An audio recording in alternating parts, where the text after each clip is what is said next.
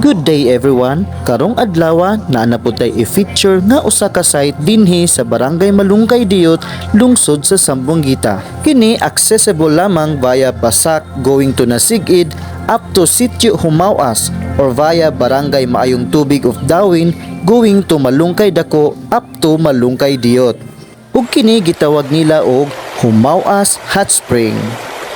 This natural resources is actually one of the highlights of Zamboanga's local tourist attractions, and it is about 9.3 kilometers from the national highway of the said town.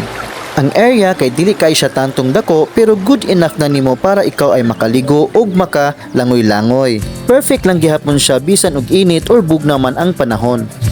Anyways, pagpadulong namo dito, diri mi niagi sa Barangay Basak Zamboanga padulong sa Nasigid up to Sitio Humawas. And then pagpadulong nimo sa maong lugar sa Sitio Humawas, naaray signage sa may right dapit. And then ipark lang ninyo ang mga sakyanan dito and then mobayad mo og entrance fee nga 20 pesos for adults and 10 pesos for children.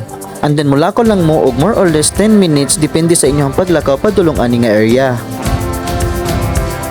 And I'm glad na ginahinay na kini og develop sa mga local kini nga area cause it's very natural, it's very relaxing, and perfect for our social media posts.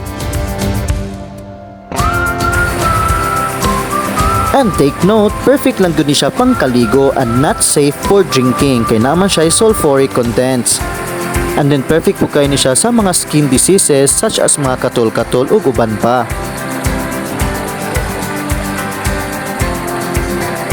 And then diri di ay gagikan ang maong source sa hot spring.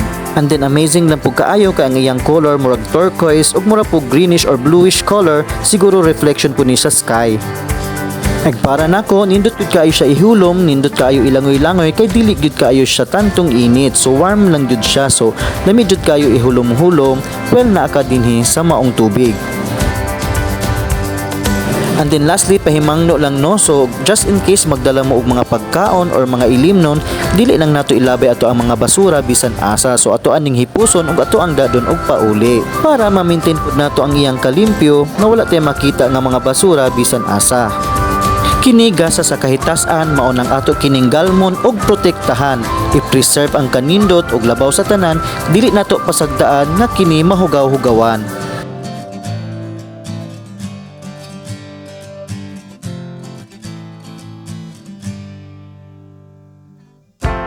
And I guess mao lang gato mga guys. So I hope nag-enjoy lang mo sa ako ang gi-share nga video karong adlaw. So hopefully makabisita pud mo dinhi aron ma-experience pud ninyo ang amo ang mga nindot nga na-experience aning lugar ha.